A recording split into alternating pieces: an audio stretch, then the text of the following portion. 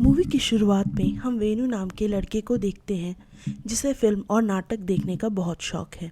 इसीलिए उसका पढ़ाई में मन नहीं लगता, जिससे उसका एग्ज़ाम भी अच्छा नहीं गया। फिर जब वेणु घर आता है तो उसके पहलवान पिता पूछते हैं कि आज का पेपर कैसा गया।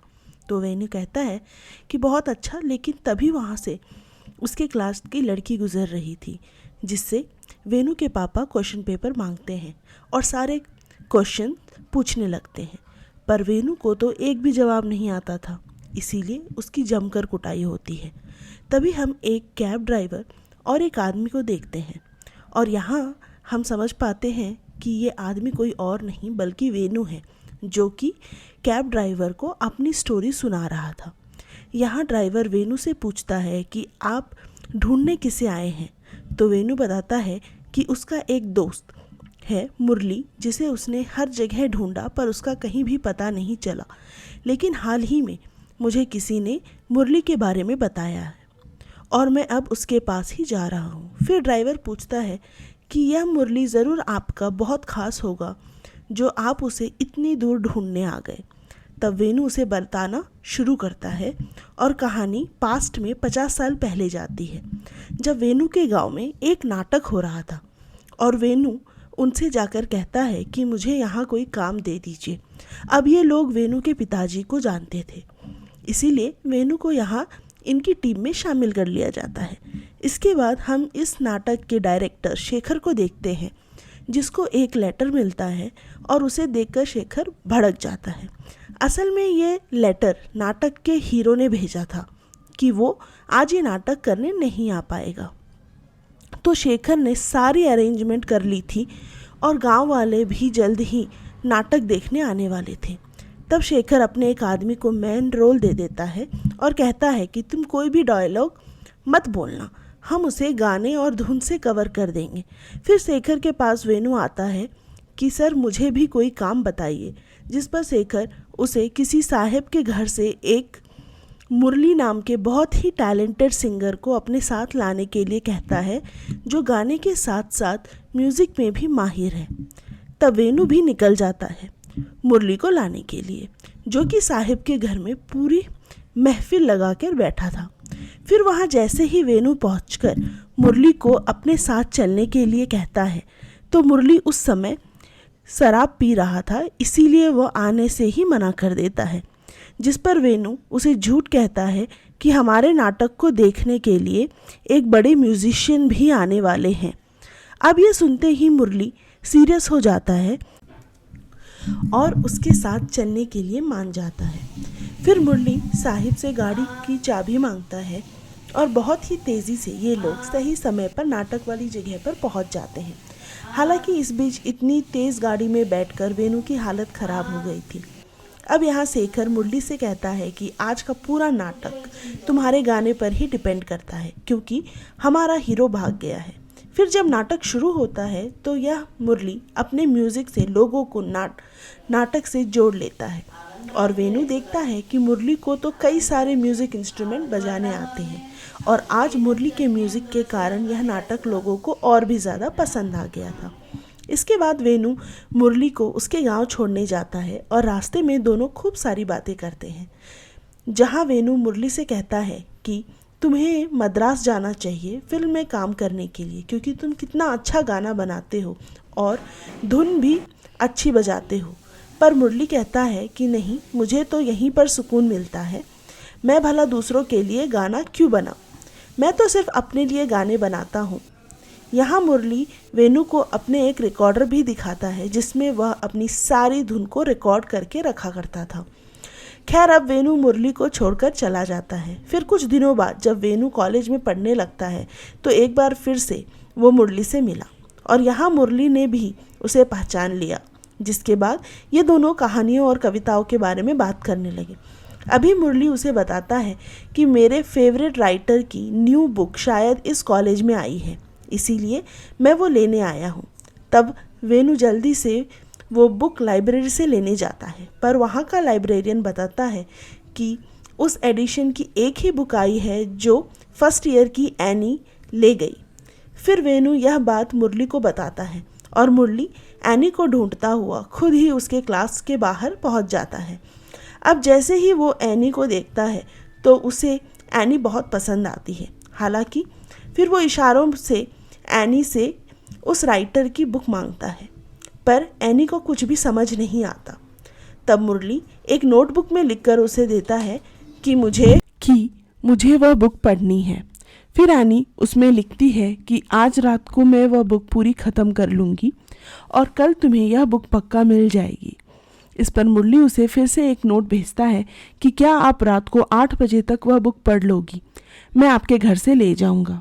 और एनी इसके लिए मान जाती है, साथ ही अपना एड्रेस भी उसे लिखकर दे देती है। अब हम मुरली को देखते हैं जो रात होते ही एनी के घर के बाहर पहुंच जाता है।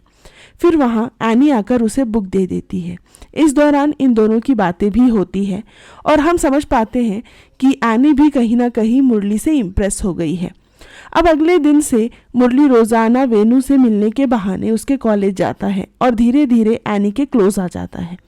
अब हमें वेनू की वॉइस के ज़रिए बताया जाता है कि एनी के मम्मी पापा बचपन में ही गुजर गए थे, इसीलिए उसकी दीदी और जीजा ने उसका ख्याल रखा था। साथ ही वेनू ये बताता है कि धीरे धीरे मुरली एनी के परिवार वालों से भी कनेक्ट हो गया और सब कुछ अच्छा चलने लगा। एनी का एक फेवरेट फ्रेंच राइटर था, इसीलिए एनी उसकी हर बुक पढ़ती थी। यह देखकर मुरली ने उसी राइटर की एक नई बुक का इंतज़ाम किया जो कि मलयालम भाषा में ट्रांसलेट हो रखी थी। फिर जब मुरली उस बुक को पढ़ रहा होता है तो देखता है कि बुक का आखिरी चैप्टर ही गायब है और यह देखकर वह टेंशन में आ जाता है, क्योंकि उसने तो एनी को यह बुक गिफ्ट देने के लिए कहा था, पर अब उसमें तो कहानी ही पूरी नहीं है, तो इसका क्या फ़ायदा। तब यह परेशानी सुनकर वेनू कहता है कि तुम मुझे पूरी कहानी बताओ, मैं इसका आखिरी चैप्टर लिख दूंगा।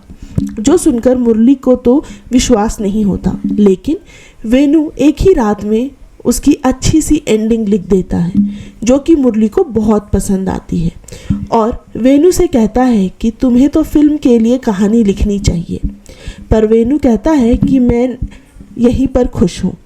अब अगले दिन मुरली एनी को वो बुक देने जाता है जहाँ उसको एनी अपने हाथ से बनाया हुआ खाना खिलाती है। तब उसी समय मुरली आज अपने दिल की बात एनी को कह देता है कि मैं तुमसे प्यार करता हूँ और शादी भी करना चाहता हूँ, जो सुनते ही एनी वहाँ से चली जाती है। और जब मुरली उससे पूछने जाता है कि तुम्हारी हाँ है या नहीं, तो एनी कोई जवाब नहीं देती और उसे यहाँ से जाने के लिए कह देती है। अब जाने की बात सुनकर मुरली को गुस्सा आ जाता है और वो एनी से गुस्से में कहता है कि मैंने तुम्हारी आंखों में देखा है कि तुम मुझसे प्यार करती हो, तो मेरे साथ ऐसा व्यवहार क्यों कर रही हो। तब एनी उसे बताना शुरू करती है और सीन फ्लैशबैक में जाता है जहां एनी का जीजा और एनी म्यूज़िक और डांस की बातें कर रहे थे। तब उसके जीजा उसे साथ में डांस करने के लिए बोलते हैं और एनी इसके लिए मान जाती है। फिर ये दोनों जैसे ही डांस करते हैं तो उसके जीजा उसे गलत तरीके से छूने लगते हैं, यहाँ तक कि वो एनी से कहते हैं कि मैं तुम्हें किस करना चाहता हूँ, जिसके बाद वो एनी के साथ इंटीमेट भी हो जाते हैं।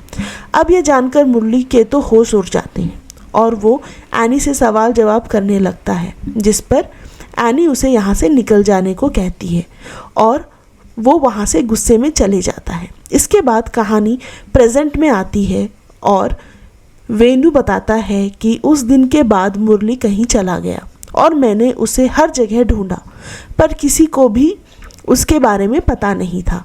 फिर एक दिन जब मैं अपनी क्लास में था तब मेरे लिए एक लेटर आया और यहाँ से सीन वापस पास्ट में जाता है। जैसे ही वेनू को लेटर पढ़ता है तो वो मुरली का ही लेटर था, जिसमें लिखा था कि अगर मेरे साथ मद्रास चलना है तो अभी स्टेशन पर आ जाओ। और वेनू भी बिना सोचे समझे मुरली के साथ मद्रास जाने के लिए निकल पड़ता है। अब मद्रास पहुंचकर ये लोग किसी स्वामी नाम के आदमी के यहाँ रूम रेंट पर लेते हैं और स्वामी बताता है कि मेरे इस गेस्ट हाउस में कई बड़े बड़े एक्टर और डायरेक्टर्स निकले हैं, जो सुनकर इन्हें बड़ा अच्छा लगता है।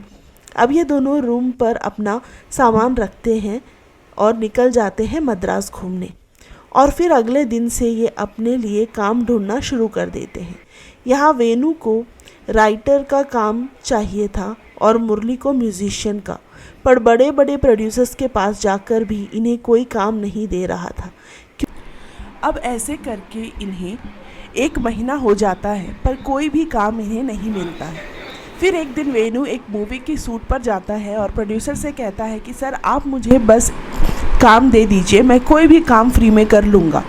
तब फ्री में काम करवाने के लिए वह प्रोड्यूसर मान जाता है और वेणु को सारे छोटे मोटे काम करने पड़ते हैं जो कोई और नहीं करता। इधर मुरली भी हर ऑफिस के चक्कर काट कर थक जाता था पर उसे एक भी जगह काम नहीं मिला। फिर एक दिन एक गाने की रिकॉर्डिंग के दौरान प्रोड्यूसर देखता है कि एक आदमी ठीक से वायलिन नहीं बजा रहा है, इसीलिए वह सबसे कहता है कि इसकी जगह किसी अच्छे वायलिन बजाने वाले को बुलाओ। और किस्मत से मुरली उस समय नीचे ही था, जिसे प्रोड्यूसर का आदमी आकर वहाँ वायलिन बजाने के लिए रख लेता है। यानी अब वेणु के साथ साथ मुरली को भी काम मिल गया था। फिर शाम को अपनी पहली तनख्वाह से मुरली खाना लेकर आता है और दोनों मस्त पेट भरकर खाना खाते हैं। अब हम देखते हैं कि वेणु को राइटिंग के साथ साथ डायरेक्शन में भी इंटरेस्ट आ गया है और वो धीरे धीरे करके फिल्म के बारे में सारी चीज़ें सीख रहा है। फिर एक दिन जब बड़ी मूवी की शूटिंग हो रही थी तब वेणु देखता है कि हीरो के लिए तो पंखा करने वाला लड़का है पर हीरोइन अकेली गर्मी में बैठी है, इसीलिए वह उसे हाथ से करने वाला पंखा दे देता है, जो देखकर हीरोइन काफ़ी खुश होती है। और इस एक्ट्रेस का नाम होता है राधिका। अब धीरे धीरे राधिका वेणु का व्यवहार देखकर उससे इम्प्रेस हो जाती है और वह यह सब वेणु भी नोटिस कर रहा था। इधर हम मुरली को देखते हैं जो एक नई मूवी की म्यूज़िक टीम का हिस्सा था और वहाँ पर प्रोड्यूसर बैठा था। अब वो प्रोड्यूसर उन सबको आज के पैसे देते हुए और सबसे पूछता है कि क्या लगता है मेरी मूवी चलेगी या नहीं, जिस पर सारे लोग उसे मक्खन लगाते हुए कहते हैं आपकी यह मूवी ब्लॉकबस्टर होगी। पर जब मुरली पैसे लेने आता है तो वह कुछ भी नहीं कहता।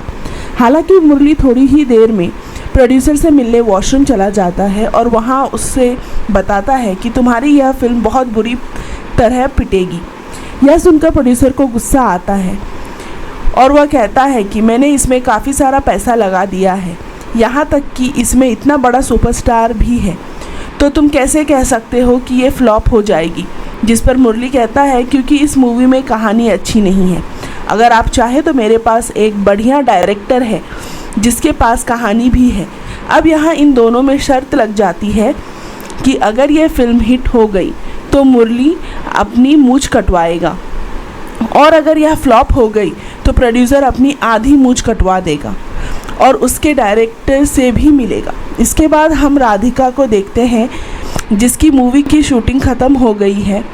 तभी उसके पास उस मूवी का एक बड़ा हीरो आता है और उससे ज़बरदस्ती करने लगता है, जिससे अपनी इज्जत बचाने के लिए राधिका उसके पीछे एक सुआ मारकर चली जाती है। फिर वह सीधा वेणु के पास आती है और कहती है कि मैं अब यहाँ से जा रही हूँ, अगर तुम भी मुझसे प्यार करते हो तो बताओ, हम जल्दी से शादी कर लेते हैं। तब वेणु भी इसके लिए मान जाता है। इधर अब एक दिन मुरली एक नई धुन रिकॉर्ड कर रहा हो, इधर जिसे एक बड़ा कंपोज़र इंदिरा सुन के उसकी खूब तारीफ़ करता है और फिर बातों बातों में उसे अपने साथ ड्रिंक्स करने के लिए ले जाता है। अब समुद्र के किनारे बैठकर ये दोनों खूब शराब पीते हैं और इंदिरा उसे म्यूज़िक कंपोज़र की प्रॉब्लम गिनाने लगता है कि उसे कैसे कैसे एक्टर और प्रोड्यूसर से डील करनी पड़ती है। और यह सब सुनकर मुरली कहता है कि मैं तो कभी कंपोज़र नहीं बनूंगा क्योंकि मुझे तो आज़ादी से अपने गाने बनाने हैं। अब हम देखते हैं कि उस प्रोड्यूसर की मूवी रिलीज़ हो गई है जिसने मुरली से शर्त लगाई थी और अगले दिन वह मुरली के सामने आधी मूंछ लेकर आ जाता है क्योंकि उसकी मूवी फ्लॉप हो गई थी और वो कहता है कि मुझे डायरेक्टर से मिलवाओ। तब जल्दी से मुरली वेणु को लेने जाता है और उस प्रोड्यूसर के सामने लाकर खड़ा कर देता है। फिर वेणु उसे अपनी कहानी सुनाता है और प्रोड्यूसर इस मूवी को बनाने के लिए मान जाता है। साथ ही उसे वह एडवांस चेक भी देता है जिससे मुरली बहुत खुश होता है। अब वेणु मुरली से कहता है कि भाई अब तुम्हें मेरी इस फिल्म के लिए गाना कंपोज करना होगा, पर मुरली कहता है कि नहीं, यह तो मैं नहीं कर पाऊँगा। असल में अब मुरली इंदिरा के मुँह से कंपोज़र की प्रॉब्लम सुनकर इस फील्ड में आना ही नहीं चाहता था, इसीलिए वह वेणु से कहता है कि मैं एक बड़े कंपोज़र को जानता हूँ, वो तुम्हारे लिए गाना बनाएगा। फिर मुरली सीधा इंदिरा के पास जाकर उसे अपने गाने की कैसेट देता है जिसका नाम था मेमोरीज़, और वो कहता है कि आप मेरे दोस्त वेणु की फ़िल्म में यूज़ करना, मैं किसी को नहीं बताऊंगा कि ये मेरा बनाया हुआ गाना है। तब इंदिरा भी इसके लिए मान जाता है। अब अगले दिन इंदिरा वेणु को एक गाना सुनाता है और वेणु उसे अपनी मूवी के लिए फ़ाइनल भी कर लेता है, जिसके बाद धीरे धीरे करके वेणु की मूवी बन जाती है और कुछ ही दिनों में वह रिलीज़ भी होने वाली थी। तभी एक दिन मुरली रेडियो पर सुनता है कि उसका बनाया गाना मेमोरीज़ काफ़ी ज़्यादा फेमस हो गया है, जो कि उसने इंदिरा को दे दिया था। पर मुरली तो अब किसी को बता भी नहीं सकता था कि ये उसी ने बनाया है। ऐसे करके दिन बीतते जाते हैं और अब मुरली को पछतावा होने लगता है कि उसने वो गाना इंदिरा को क्यों ही दिया, जिसके कारण अब वह शराब का सहारा लेने लगता है और धीरे धीरे उसी में डूब जाता है, यहाँ तक कि अब उसका गाना बनाने में भी मन नहीं लग रहा था। फिर एक दिन मुरली से मिलने वेणु आता है और उसे ऐसी हालत में देखकर चौंक जाता है, जिसके बाद ये दोनों बाहर चाय पीते हैं और वेणु बताता है कि राधिका से शादी करने वाला है, इसीलिए वह मुरली को शादी में इनवाइट करने आया है। साथ ही वेणु से कहता है कि ये शराब छोड़कर अपने करियर पर ध्यान दो, ऐसे तो तुम बर्बाद हो जाओगे, और फिर वो वहाँ से चला जाता है। अब इन दोनों की बातें माउस गेस्ट हाउस का ऑनर स्वामी सुन रहा था, इसीलिए वह आज मुरली से पूछ ही लेता है कि तुम इतनी शराब क्यों पीने लगे हो, और मुरली उसे सब कुछ बता देता है कि मेमोरीज़ उसका ही गाना था जो उसने खुद इंदिरा को दे दिया। ये सुनते स्वामी उसे बताता है कि मैं उस इंदिरा को जानता हूँ, वो एक नंबर का बेईमान आदमी है जो अक्सर टैलेंटेड म्यूजिशियंस को अपनी बातों में फंसा लेता है और उन्हें ऐसा दिखाता है जैसे म्यूज़िक कंपोज़र की लाइफ कितनी बेकार होती है। इस तरह से उसने कई सारे सिंगर और कंपोज़र्स के गाने उसने ले लिए हैं करता है, जो सुनकर मुरली के तो होश उड़ जाते हैं। फिर वह सीधा इंदिरा के पास जाता है और उससे कहता है कि क्या तुम वेणु को बता सकते हो कि वो फेमस गाना मैंने ही बनाया है, शायद इससे मेरी इज्जत उसकी नज़र में दोबारा बढ़ जाए। पर यहाँ तो इंदिरा उसे बेइज्जत करके भगा देता है। अब मुरली सीधा वेणु से मिलने उसके घर पहुँच जाता है और वह काफ़ी ज़्यादा नशे में था, जिसे देखकर वेणु उसे कहता है कि तुम कल आना, हम कल बात करेंगे। पर मुरली तो उसकी एक भी नहीं मानता। अब अंदर आकर मुरली वेणु से कहता है कि तू जो दूसरी फिल्म बनाएगा ना, उसमें मैं ही तेरे लिए गाने बनाऊंगा, जिस पर वेणु उसकी बेइज्जती कर देता है। और यह सुनते ही मुरली वहाँ से गुस्से में जाने लगता है। असल में यहाँ मुरली वेणु को सच बताने के लिए उसका रिकॉर्ड किया हुआ मेमोरीज़ गाना लेकर आया था, पर गुस्से में वह उसे वहीं फेंक कर चला जाता है। फिर अगली सुबह जब वेणु बाहर आता है तो उसे मुरली के नाम की वही कैसेट मिलती है, तो वो उसे जैसे ही प्ले करता है तो मेमोरीज़ गाना चलता है और वेणु समझ जाता है कि ये गाना मुरली का ही है जिसे इंदिरा ने चुरा लिया है। इसके बाद वेणु जल्दी से मुरली से मिलने जाता है तो पता चलता है कि मुरली तो यहाँ से जा चुका है। फिर वह इंदिरा के पास जाकर उसे मारता है कि तूने मेरे दोस्त का गाना चुराया। हालांकि अब कहानी प्रेजेंट में आती है और वेणु बताता है कि उसकी पहली फिल्म सुपरहिट रही थी, जिसके बाद उसने पीछे मुड़कर नहीं देखा और लाइन से 3-4 सुपरहिट फिल्में बनाता रहा। लेकिन कुछ ही सालों में सक्सेस मेरे सर चढ़ गई और मेरी फिल्में फ्लॉप होनी शुरू हो गई, जिसके कारण मेरा पूरा करियर ख़राब हो गया। उसी समय मेरे पास मुरली का भी कॉल आया, जो मेरे करियर ख़त्म होने पर मुझे बधाइयाँ दे रहा था। फिर वेणु बताता है कि उसके कई साल बीत गए और हमारी कभी कोई बात नहीं हुई। हालांकि वह पिछले साल ही एसोसिएशन के खर्चे पर अपनी बीवी राधिका के इलाज कराने के लिए इस शहर में आया था। यहाँ पर उसे किसी के वायलिन बजाने की आवाज़ सुनाई दी और ये धुन वही थी जो मुरली बजाया करता था। इसीलिए ये उससे मिलने उसके घर तक पहुँच गया, जहाँ उसे मुरली मिला और मुरली भी काफ़ी ज़्यादा बूढ़ा हो गया था। यहाँ अब ये दोनों अपनी पुरानी गिले शिकवे को भूलकर बातें करते हैं और मुरली बताता है कि वहाँ से जाने के बाद मैं एक फेमस म्यूज़िक डायरेक्टर का असिस्टेंट बन गया और कुछ टाइम पहले ही यहाँ आया हूँ। इसके बाद मुरली वेणु से उसकी फ़िल्म फ्लॉप होने का कारण पूछता है और वेणु कहता है कि उसकी फ़िल्म की कहानी बेकार होती गई, जो किसी को पसंद नहीं आई। फिर वेणु उसे अपने लिखी 3 नई फिल्म की कहानी भी दिखाता है। कितने सालों में यह लिखता रहा, तुम पढ़ के बताना यह कैसे है। अब अगले दिन वेणु मुरली को किसी एक बड़े कंपोज़र के घर लेकर जाता है, जहां मुरली को पता चलता है कि यह तो इंदिरा का घर है जो अब मर चुका है। तभी वहां कुछ लोग बातें करते हैं कि इसी ने वो मास्टरपीस मेमोरीज गाना बनाया था, जिसे सुनकर मुरली को जलन होती है कि काश मैंने ये गाना इसे ना दिया होता।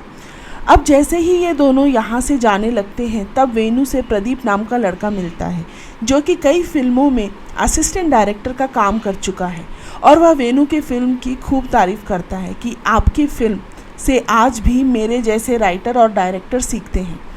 इसके बाद प्रदीप भी घर जाने लगता है तो मुरली उसे लिफ्ट देने के लिए कहता है और प्रदीप भी इनके साथ हो लेता है।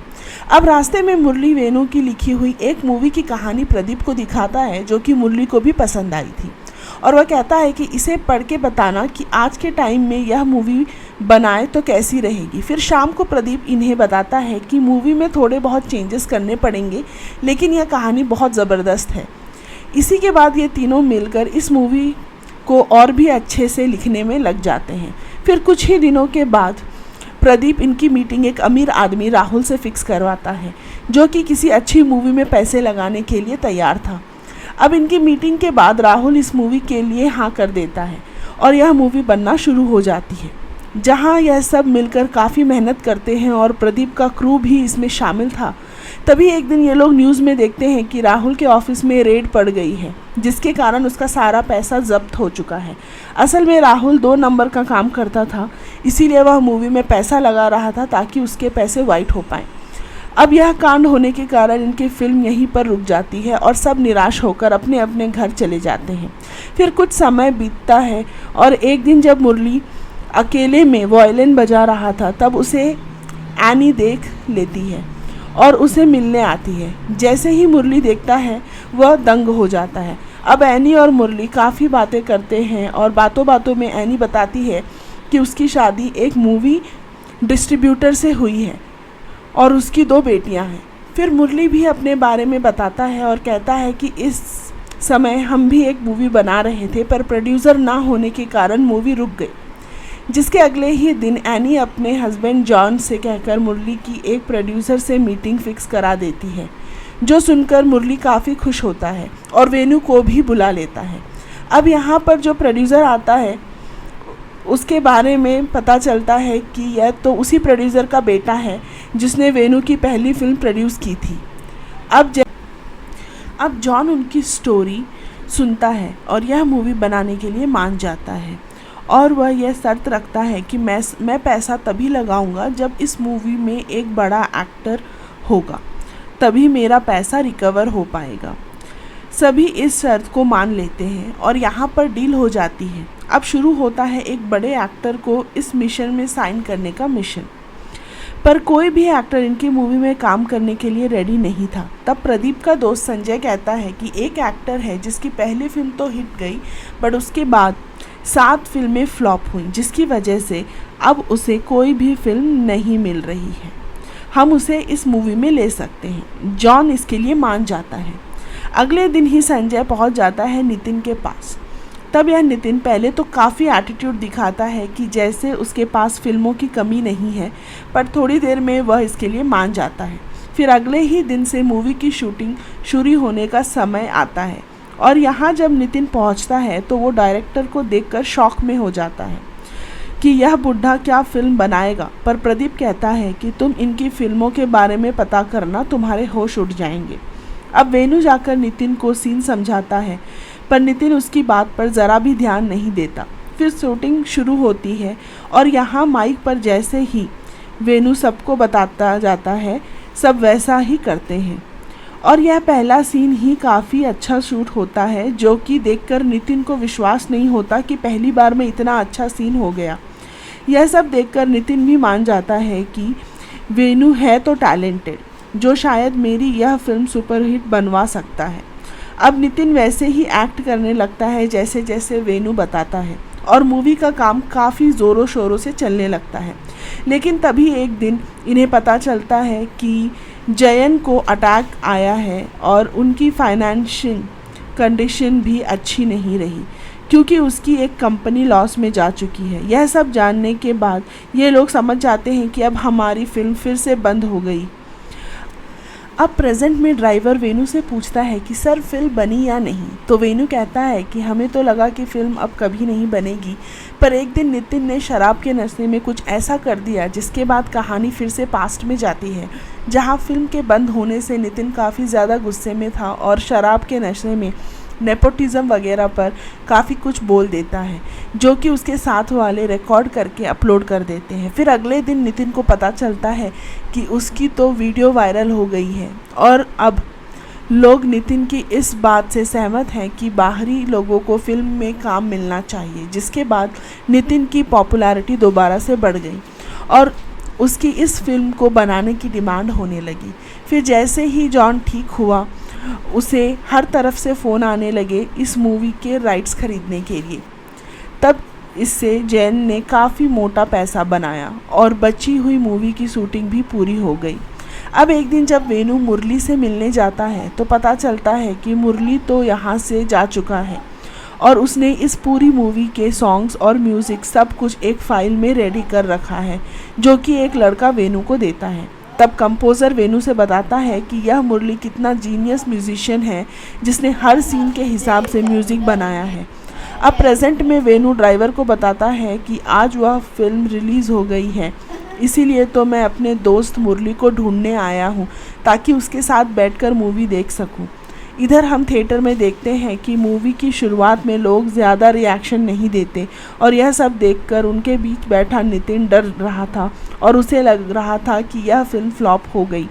लेकिन थोड़ी देर में ऑडियंस हर पंच पे हंसती है और पूरी मूवी एंजॉय करती है। अब यहाँ वेनू भी मुरली को ढूंढता हुआ उसके पास पहुँच जाता है और बताता है कि आज हमारी मूवी रिलीज़ हो गई है, जो सबको पसंद भी आ रही है। जिसके बाद ये तीनों निकल जाते हैं लोगों का रिएक्शन देखने के लिए, पर यह ड्राइवर तो काफ़ी धीरे गाड़ी चला रहा था, इसीलिए मुरली खुद गाड़ी चलाने के लिए बैठ जाता है और फिर उसी तरह से कार चलाता है जैसे उसने पहली बार वेनू के साथ बैठकर चलाई थी और यह देखकर वेनू काफ़ी खुश होता है। फिर ये दोनों थिएटर पहुंच जाते हैं और पब्लिक के हंसने की आवाज़ सुनकर काफ़ी खुश होते हैं कि चलो हमारी फिल्म सुपरहिट तो रही। जिसके बाद यह मूवी यहीं पर ख़त्म हो जाती है। दोस्तों, आपको ये मूवी कैसी लगी हमें कमेंट पे ज़रूर बताइएगा। Thank you.